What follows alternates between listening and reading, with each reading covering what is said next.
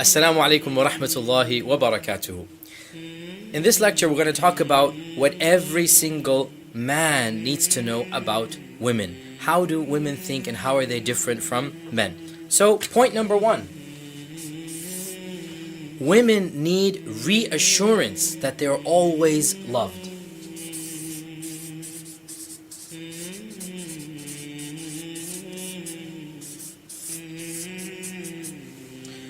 Women always need to feel loved, appreciated, and cherished.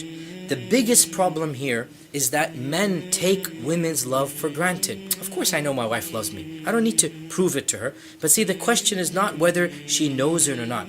The question is, are you showing it? Are you demonstrating it? You see, men are very logical and rational. They reason, I'm providing for my wife, I'm paying her rent, I'm coming home to her at night, I'm taking care of the house. Of course, she must logically and rationally see that I love her. But women are not thinking things through in the same type of manner. They're feeling things in an emotional sense. So for example, if the husband is often silent, as most men are, if the husband does not talk about his problems, most men don't, if the husband withdraws into his cave, if the husband is busy at work, for many women, this is taken as a signal that he does not love her. Now, we've talked about how to show love in other sections of this course, but briefly, to reiterate, number one, verbal assurances, words of affirmation. I love you never goes out of style in any language. It never loses its charm. It never loses that gazaz that comes with that phrase, and it needs to be said continuously. But it's not just that phrase. It's positive reassurance. It's affirmation. It's taking into account the good that she does. Number two, physical reassurance. Lots of touching, lots of hugging, lots of kissing, all non-sexual here. Remember, for women, it's the non-sexual hugging and kissing that makes them feel cherished and loved. Number three, companionship. For men, this is the most difficult because men do not open up for their problems and worries. But for a woman, this is what is the most important for them. So open up and show you're a genuine companion to her. Tell her your fears and worries and expect her to tell you hers. This is really what a woman wants, that emotional connection with a man. Also realize that when she is emotional, don't just walk away into your cave. Just listen. You're the man. Try to keep your cool as much as possible. You want to handle your feelings alone. She wants to handle her feelings in your company. Realize, when a woman does become emotional, it's because she's trying to connect with you. When you become emotional, then generally speaking, as a man, you want to walk away from the scene of the crime, if you like, or the scene of the sword, of the tension. You want to go into your man cave. But for a woman, walking away at a time of argument is seen as if a rejection for her companionship. If you want to, you can tell her, honey, I need to calm down. Let me think things through. We'll talk about this in half an hour, in 1 hour. That's fine. You don't have to be there. But whatever you do not just turn your back and walk away. That's the worst thing you can do in an argument. If you cannot resolve it, right then and there, tell her when you will resolve it. And try your best to keep your cool, because realize, for women, being emotional does not have the same connotation as it does for a man. For women, it's much more natural to be emotional, much more natural to be agitated and whatnot. For men, to be emotional and agitated really is asking for trouble, and therefore do understand, take it in stride, and try to resolve any conflict at the time or at a time that you set. And in any case, the first point here, constant reassurance that she is loved. The second point, which is a follow-up of this point,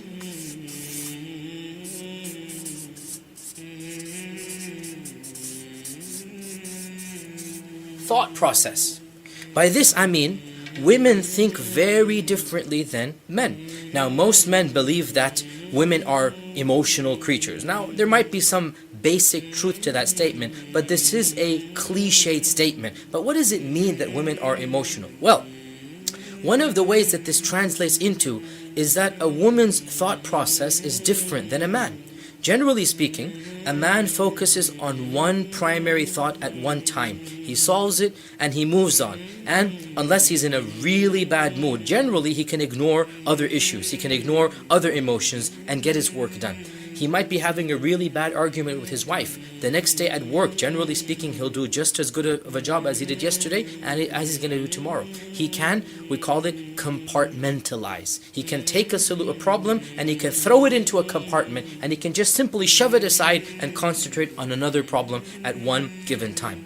For a woman, she's going through multiple thought processes at the same time. She's dealing with mundane issues, she's going over the household chores, she's dealing with emotional stress. For a guy, this simply is impossible to imagine. Let me put this in a real life example. Suppose you're working on a computer, simultaneously writing up a speech in one window, editing a schedule on Excel in another, preparing a PowerPoint presentation for the masjid on the third, and also dealing with incoming viruses with an antivirus program, all the while people are emailing you. Can you imagine anybody doing this simultaneously? Obviously not. We do one thing, we move on to another, we move on to another. You need to understand, for women, they truly can multitask. Let me translate this into daily experience. I'll tell you myself. And I don't mind, taking the joke on myself here. Whenever I have to cook a dish, whenever I have to be in the kitchen, I need to literally go through a checklist, concentrate on one dish at a time, and make sure that it is going fine. If I decide to multitask, for example, check emails while the food is cooking, and take care of the kid, and prepare the dessert, and take for the bread, believe me, the meal's not going to be cooked. I just cannot do that. Yet my wife somehow miraculously every day simultaneously manages to do 4 or 5 or 6 tasks at a time, managing the kids yelling and screaming, making sure the house is done, do the chores, do the dishes, do all of the stuff that needs to be done. A man needs to understand a woman is capable of doing multiple processes simultaneously. What does this translate into for a man and a woman? Well, for one thing, it's very easy for a woman to jump from one topic to another in her conversation. For the man, it's like, it's completely stopped. Completely stopped, because she's literally going from project A to project B, and in her mind, it's working. For a man, this seems disoriented. For a man, he's not quite following along. And this is so frustrating for a man who has never been married before, and then he gets married, and then he finds his wife, he's talking about one thing, and she might say something totally unrelated. Or the conversation will change from point A to point B, and he doesn't understand why. She's not being disrespectful. This is the way that her thought processes are working. Also, this also leads to another issue which every single husband is familiar with. Women never forget anything done in the past. No matter how many years or decades or centuries have passed, right? It's very common for a past item or a past mistake or a past issue to be brought up. For a man who is just thinking of a current problem or a current issue or a current argument, it doesn't make any sense that a past item is brought up. But for a woman, sometimes it's going to be brought up in 2 months, in 2 weeks, in 2 years, in 20 years. Whatever the issue is, again, it's something that is in her mind. And therefore, do realize this is rather natural for a woman, that every man needs to realize that. For a woman to bring up something in the past, it's pretty common. It is the way that their thought process works. Also, this another fact which is very frustrating for men, that women can be engaged in intimacy. They can be literally the husband is in the heat of the moment, and their minds are on something totally different. For example, the chores for tomorrow, taking care of the kids, the bills, the groceries. And sometimes she happens to verbalize what she's thinking about when the husband is in the passion of the moment, and there goes his romance. Well, again, this is a part and parcel of being a woman. It's very natural for a woman to multitask. She's thinking about all of these things together. And this is something women do need to realize. When their husbands are aroused, when their husbands are in the heat of the moment, when their husbands are turned on, there's only one thing on their minds, and that's sex. For her to bring up anything not related to sex is a big mood kill. It just destroys the entire moment. It really hurts the husband that he's involved with her. He's showing his love. Again, remember the languages of love. Remember, for the husband, this is love. And then she brings up, oh honey, don't forget to take the garbage out, tomorrow morning. And it's just so frustrating for the husband that he's in the middle of the moment, in the middle of this passion, and her mind is multitasking to something else. But again, this is something that men need to understand, that women do not compartmentalize their thought processes. Men, on the other hand, do compartmentalize. So a man needs to understand that he should never assume how a woman thinks, never assume that her irritation is because of you or because of anything until you verify it. The best thing you can do is to allow her to talk through her issues and to be a friend for her. Third point. Women need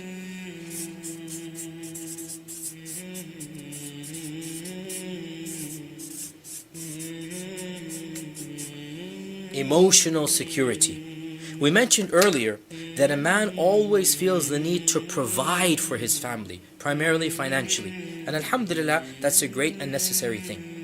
But what most men don't realize is that for women, they are more in need of emotional security than financial.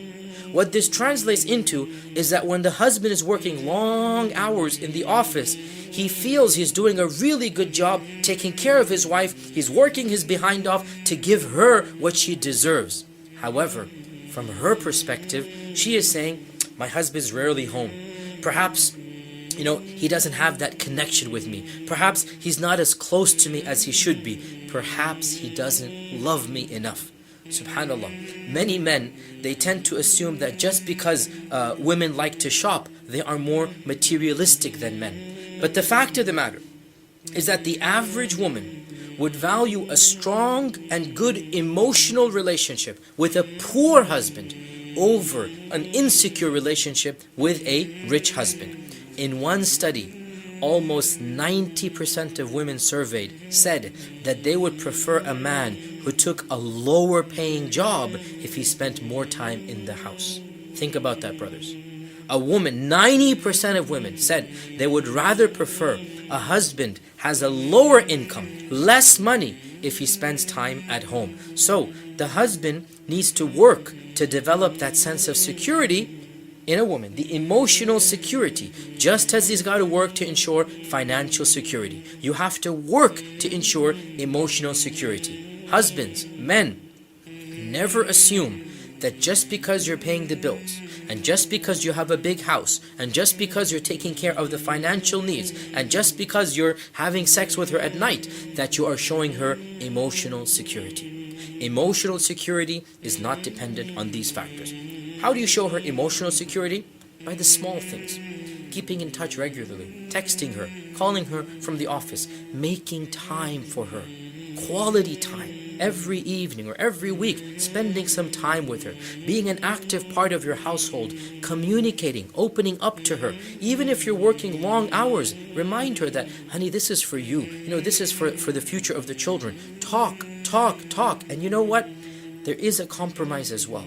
Perhaps she does have a point. Perhaps you are spending too much time in the office. Realize that your family, your wife, your children, they have a right over you as well, as do their finances. Try to find that middle balance. But the bottom line, emotional security. A woman needs to be reminded that she's loved, she's cherished, she's appreciated. And the fourth point, a man needs to know that what a woman really wants is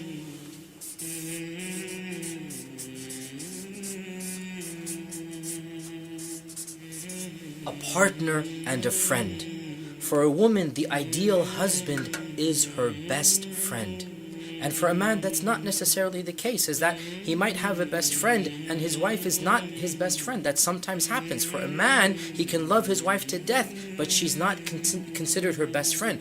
He needs to realize if he wants his wife to genuinely love him, she does need to become his best friend. For a woman, the ideal husband is a best friend. And what is a best friend?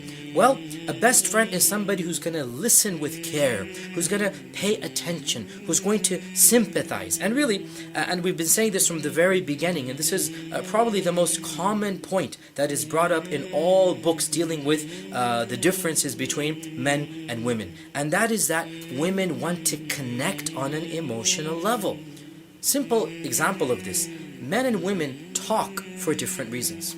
When a man discusses a problem, he wants to speak as little as possible. He doesn't want somebody to listen for a long period of time. He wants somebody to solve the problem. He's not looking for sympathy. He's not looking for a shoulder to cry over. He's looking for solutions. He wants an answer. So he's going to go to somebody whom he looks up to for knowledge, for inspiration. He's going to say, you know, this happened to me. And they'll be silent. And he'll want a response. Well, you know what? You should do da da da da da. That's exactly why he's speaking. Now, when a woman comes to her husband and she expresses a problem, he naturally goes into man mode, which means he talks as little as possible and he offers direct, explicit solutions to the problem. Well, you shouldn't have done that. You should do that. This is a mistake and this is your solution. This is not the way to deal with the issue. It's a big mistake. The impression you're giving her is that you're brushing aside her concerns. Next time you're in the company of two women, suppose your sister and wife, suppose your mother and her friend. Next time you're in the company of two women, just pay attention to what they talk about and how they communicate. How long they dwell on the same topic. How they seem to say the same things over and over and over again. For a man, it's very frustrating. But for a woman, they'll say the same thing and she will say it and she will say it and she will say it, and a conversation will go which for a man would have taken 2 minutes, might last 20 minutes amongst women. For a guy, it's frustrating. But you know what? That's because you're thinking in male mode, in guy mode. For women, this is their language of communication. A woman wants somebody who will listen to her, sympathize with her, empathize with her. This is how a woman solves a problem. By talking about the issues with the people that she loves, by allowing her emotions to come out, and to come out, and to come out, and to have those emotions recognized by those whom she loves, by her listeners. For women, it's not that the issue is bothering them, it's the emotions that the issue has generated. Men are different. Men don't talk about the emotions. Men want to ignore that. It was embarrassing. They want to ignore that. They want to talk about the issues. For women, it's the emotions. I felt hurt. I felt humiliated. I felt, this is the point. And she wants the sympathy. Believe it or not, husbands, for many issues, not offering a solution to your wife as she's discussing it through will actually make her feel that you're genuinely there for her. You're sympathizing with her. You're listening to her with the care and the attention and the sympathy that her problems deserve. And of course, this is where it does get complicated for men, because frankly, and I'll be very honest here, men find it very difficult to listen to these types of conversations for that long. Something that they would say in 2 minutes, a woman might say in 10 or 20 minutes, and it's very frustrating, and that is why inherently after 2 minutes they just turn off. And this is a problem. So the TV is on and the wife is going on about it and on about a problem she's having, and the husband will pretend to pay attention, yes, and assume that he's doing his job. I'm afraid that there's just no getting around it. Husbands, you're going to have to learn to listen. And I mean genuinely listen. That means turn off the television. Give her your full, undivided attention. If you can't do it at that time, tell her, honey, I really need to finish this news. If we can talk about this over dinner at 8 o'clock, whatever the time might be, that's the time we'll do it. And then honor your commitment. But you have to give her time. And you have to simply sit there and listen. And another way is, when she's finished talking, ask her, do you want me to give you a solution, or do you want to think about it for a while? Because husbands genuinely are confused. Because husbands want to go into solve problem mode. They don't have empathize mode. They just want to solve the issue right then and there. And they don't realize, for women, it might not even be that they want the problem to be solved. They just want sympathy. They just want a shoulder to cry on. They just want a friend to understand what happened to them. And so they genuinely need to sit there and listen to their wives about the issues that happened to them. Another way is to understand that your job as a man is not to try to talk them out of your feelings. It's not to try to talk them out of the way they felt, but merely to sympathize with those feelings and to understand those feelings. Whatever you do, don't tell her she's overreacting. Don't tell her she's over-emotional. Don't ever tell her she's going through PMS. These are just big no-nos. You don't do that. Don't tell her that, you shouldn't be feeling this way. Don't question her side of the story. Just listen. Try to see it from her perspective.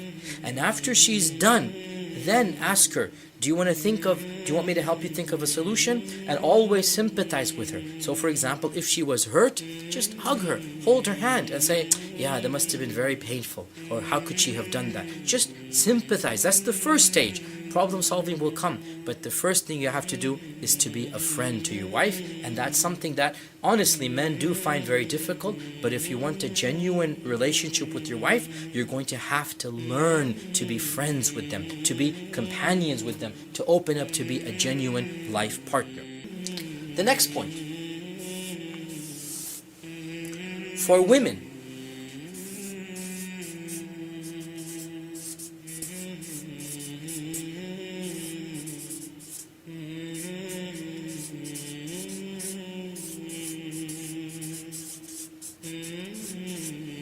sex is not about the physical pleasure, not at all. The primary motivation for sex is emotional. Men have a physical need for intimacy, and that's why they pursue it, and they go after it, and they initiate it. Women, on the other hand, don't have the physical urge as much as they have the emotional urge. And this is, of course, the general rule. I mean, frankly, let me be blunt here. The escort services, who's servicing whom? The pornography industry, who's servicing whom? It's women servicing men's desires. It's very rare to find the other way around. It's men who desire the physical. What do women want? Romance novels, right? The Hollywood movies about relationships. This is what women want. That's what their stimulus is appealed by. And that's the point that we need to understand. For a woman, sex is about the emotional connection and not necessarily about the physical connection. Therefore, men need to understand that if a woman doesn't feel like it, or doesn't get as enthused about sex as you do, or makes excuses to get out of it, it's nothing to do with you and your performance. Don't take it personally, and don't assume that your wife is any different from any other woman. The problem comes, and I've said this so many times before, when a guy's in love, he automatically wants to have sex with the woman he's in love with. For a woman, being in love means she wants to emotionally connect. And sex is a secondary thing. It's not the primary thing. And we mentioned in our class that a woman's arousal is not like a man's. When she says she's not in the mood, she really is not in the mood. She's not inventing an excuse. It's just that, sexual pleasures are not on as high their list of priorities as it is on a man. A man needs sex. He needs intimacy to unwind and relax. A woman, on the other hand, after a long day of work, after taking care of the kids, after yelling and screaming, really the last thing she wants to do is to have sex. That doesn't relax her as it relaxes men. She'd rather just curl up and go to sleep. She'd rather sit with a novel and drink some tea. And men need to understand it's a natural part of being a woman, that sex does not relax the way that it relaxes in men. Sex is more about the emotional connection than it does about the physical. Now, this doesn't mean that men should now feel hopeless. One of the purposes of our class is to create the ambience, to make the woman aroused, to make her feel sexual, and that's through the languages of love. A woman is aroused when she feels wanted, when she feels pursued, when she feels her husband notices her, vies for her attention, when it's obvious that she is desired. She is not aroused by visual stimulation. Believe me, if a man comes home and takes his clothes off in front of his wife, the wife will literally want to puke. Say, ew, that's disgusting. Whereas if the man comes home and the woman takes her clothes off, this is the man's dream come true, right? It's a wholly different attitude towards the physical element of sex, and by now it should be very clear, and I'll say this as bluntly as possible. How you treat your wife in the kitchen will translate into how your wife treats you in the bedroom. It's as simple as that. The sixth point.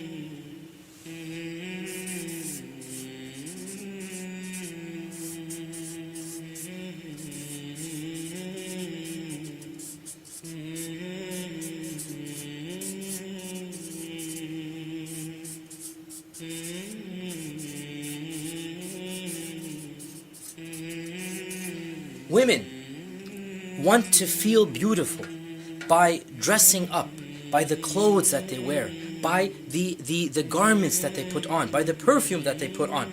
And Allah Azza wa Jal Himself says in the Quran that أَوَمَا يُنَشَّأُ فِي الْحِلْيَةِ, that He's talking about women, and He goes that this the woman who is raised up in an environment of adorning herself, it's in the nature of women to accessorize. What does accessorize mean? Put on makeup, put on earrings, put on jewelry. And when she does this, then husband or man, you need to realize that she's doing this in order for you to notice her, in order for you to show your attraction and appreciation.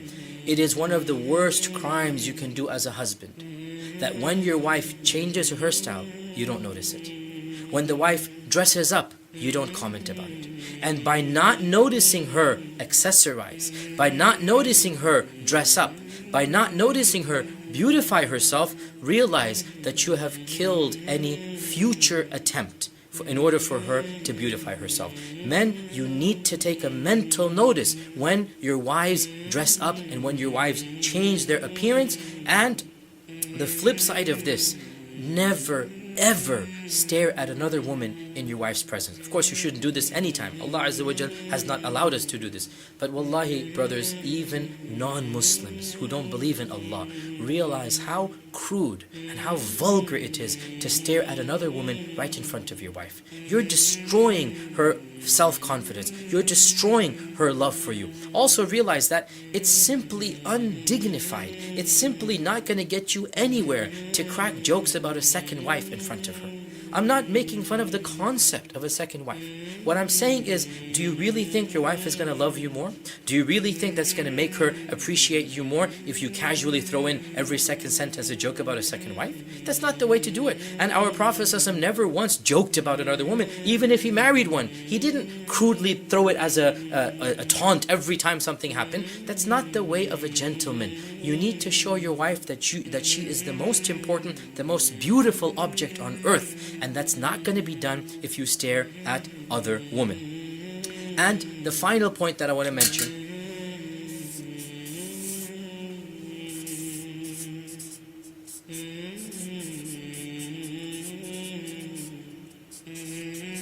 don't rationalize every single problem that a woman comes to you with. Remember, for a woman, it's emotional more than it is rational. One of the biggest differences between men and women is they want to think things through without any emotion. Just the cold, hard, bare facts. And that's not why the woman is coming to you. She's coming for empathy and sympathy. Don't view this as being any better or worse than you. It's just the way that Allah subhanahu wa ta'ala created her. And that's exactly what our Prophet ﷺ referenced. That, look, you cannot get a woman to think like a man. He said in that famous hadith that a woman was created from a rib, and a rib is crooked, and the most crooked part is the highest part. Now, this is a long hadith about what this means, but the bottom line is the Prophet ﷺ is saying, you cannot make a woman like a man. If you try to do it, you're going to break her, and breaking her means divorcing her. You have to benefit from her as she is, which means emotionally, physically, physiologically, psychologically, emotionally, she is different from the man. In conclusion, brothers and sisters, men and women, husbands and wives,